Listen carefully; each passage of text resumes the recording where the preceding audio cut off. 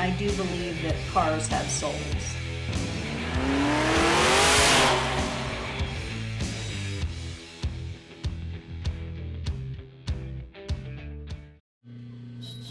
Hey, welcome back to the channel. Today I'm going to be showing you some of the work I've been doing on my 32 Roadster, cleaning up some parts, getting them ready to primer. Going to be using the Fuji spray system again.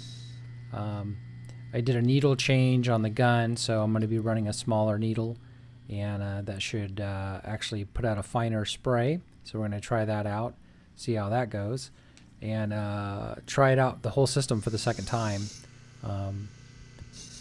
Just prepping some parts here, getting them cleaned up. These are actually the rear suspension parts for the Roadster. It's a ladder bar setup, part of the rear suspension. So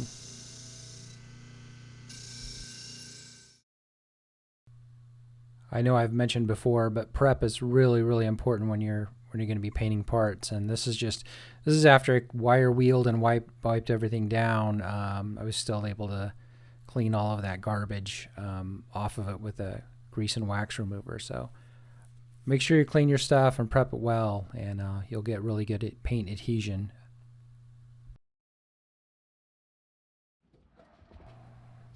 I'm going to be using the same primer as I used last time on the DeSoto door when you saw me primer that. This is a direct to metal primer that also has a rust converter in it. Now none of these parts are rusty, but it just helps etch the metal, and this stuff is really thick. It mixes 4-to-1 normally, but I mix it 4-to-1, so I add in some reducer just to help it be a little bit more sprayable, and I don't mind it being a little thinner because I can just add more coats to it when I'm primering. It's way easier to control it that way than trying to force something really thick through the gun, which this Fuji seems to not have an issue with at all. Like, in fact, I've had the opposite issue with this gun, which it actually moves more material than I'm wanting it to move. So that's one of the reasons going to the finer needle. It's a 1.0 needle. I think it was a 1.3, I believe, is what was on here before.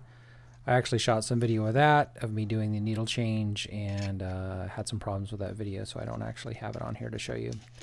But this is another great little tool. I know some people have used tape, and they kind of tape a V on the edge of the can, and I've tried that before, and I always seem to, I don't know, maybe my tape skills aren't as good as other people's, but I always seem to have a problem with that not pouring well. So a few years ago, I picked up some of these plastic, snap deals you can put on the side of the can, and they work really well for me. It's easy to control the pour, and clean them up, wipe them down, and it keeps the paint out of the edge of the lid where the lid snaps back in, and it keeps that clean. And I don't know, these work really well for me, and I think I paid like 33 cents a piece for them. I just bought like, I don't know, 5 or 6 of them or something, and little things make a difference.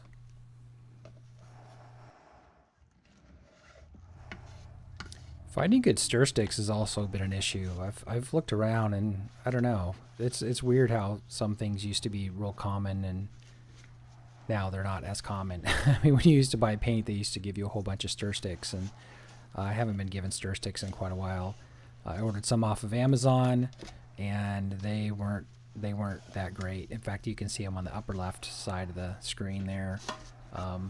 They're like 18 inches long, and they're like a ½ an inch wide, and they're real floppy and weird, and it's not what I was expecting to get. So I'm just adding in the hardener here.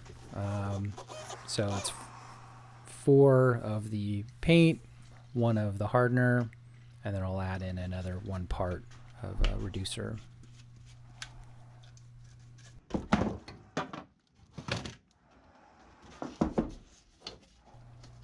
This is the reducer here, and it's just a medium reducer. I don't know what the temperature was that day, but it was, it's pretty mild here in the fall in California, so you don't have to run like anything really fast. It doesn't really get that cold here. I think it was 75 that day or something. But adding the reducer to this really helps thin it out and just mixes up really, really nice and sprays really well.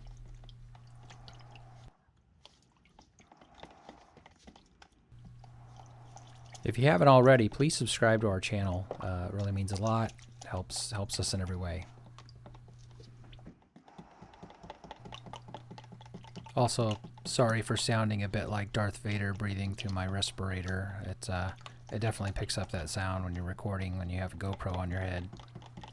But I always wear a respirator when I mix paint. I just try not to, try not to breathe the fumes.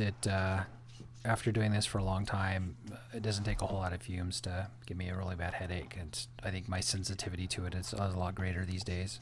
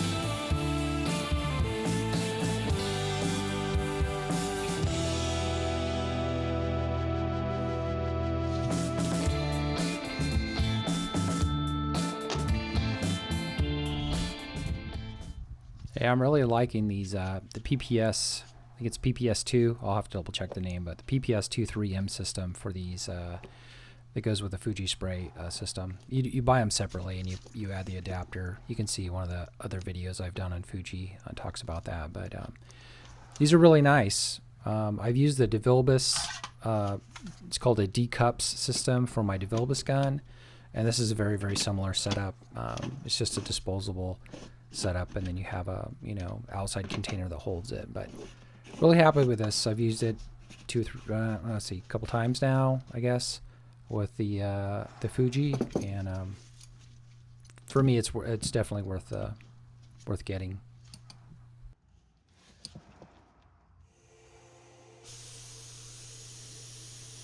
Here I'm just adjusting the spray pattern. You can dial it down to just a dot, or you can spread it out to, whatever size you want. I'm just adjusting it for the parts I'm going to be spraying here. And still getting a feel for the gun. I've not used it much. And this time spraying definitely went better than last time. I have a better feel for it as a whole. I definitely need to adjust the trigger pull down. I've got too much trigger pull, which means that I'm still moving too much. I shouldn't say too much. I'm moving more material through the gun than I want to move through the gun, and I just need to get the gun adjusted correctly for when I'm spraying.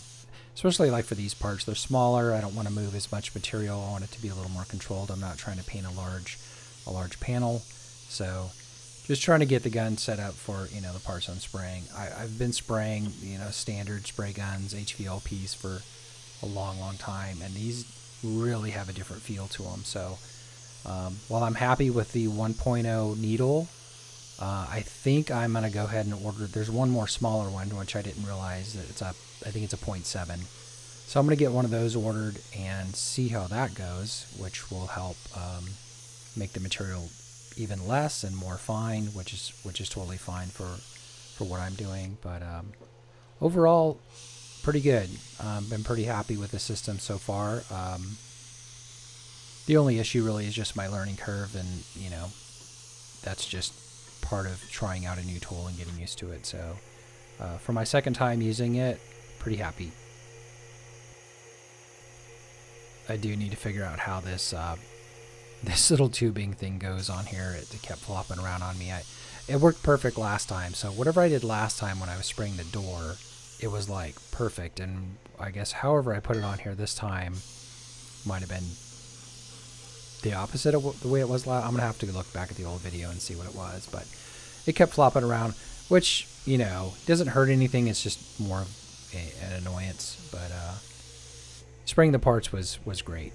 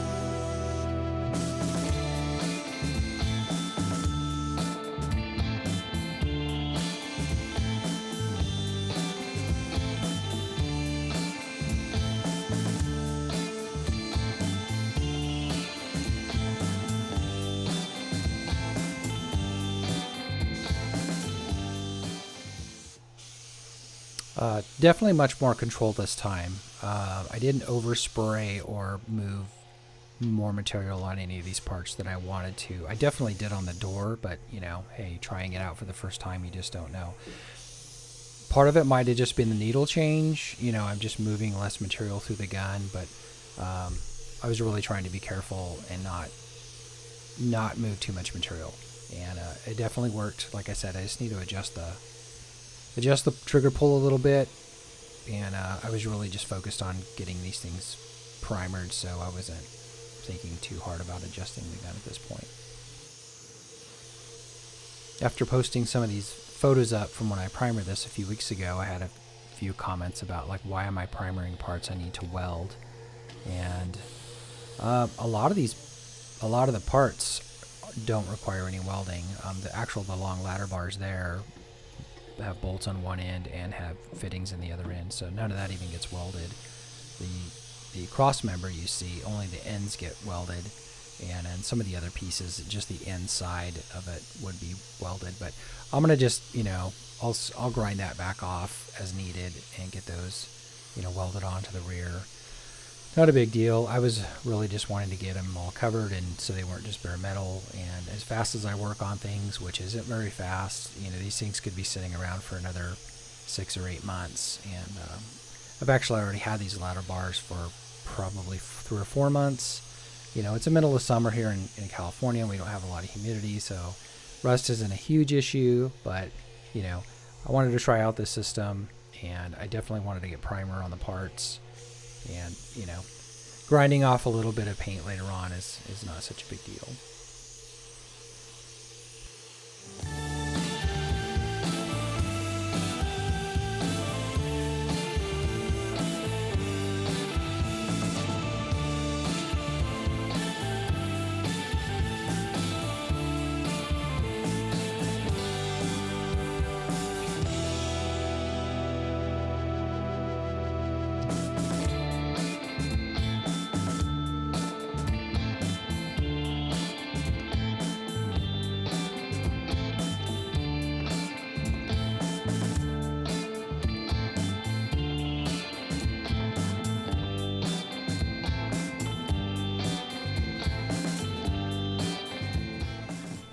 Yeah, the nice thing about this primer is it does dry pretty fast, and you know, I've only been spraying a few minutes, but I'm able to flip these parts over, paint the other side, and not really have to worry too much about them sticking to the paper. You know, it did happen a little bit in a couple little spots, but you know, overall not bad at all. You know, this is just primer. It's going to have to be sanded and, you know, painted again later, so it's not a big deal if I get a little bit of paper sticking to the parts.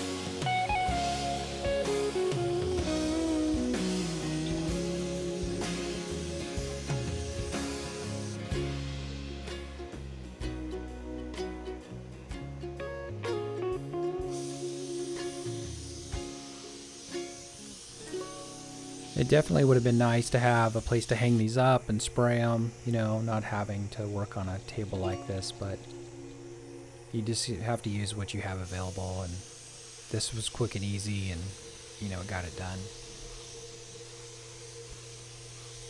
So overall, my conclusions are it's a great system. I've not had any issues with it at all so far. Not really anticipating having issues with it. It's been pretty simple to use, pretty simple to set up, and I'm really looking forward to using it on some larger panels. I need to paint the hood for my 62 Ford truck, and I'm just waiting for an available space to be able to do that. So as soon as that's available, I'll definitely be shooting that. That'll be an upcoming video. May not be till spring at this point, since we're already in the beginning of November, but it's definitely on the calendar. But yeah, it's been a good system. I think I'm gonna go ahead and order that smaller needle, and not sure what I'm gonna be painting next, but whatever it is, I'll be showing it to you guys. Thanks for supporting the channel. Please subscribe and like and share, and let me know if you have any specific questions about the Fuji or just painting in general. Maybe I can help you out. All right, thanks guys.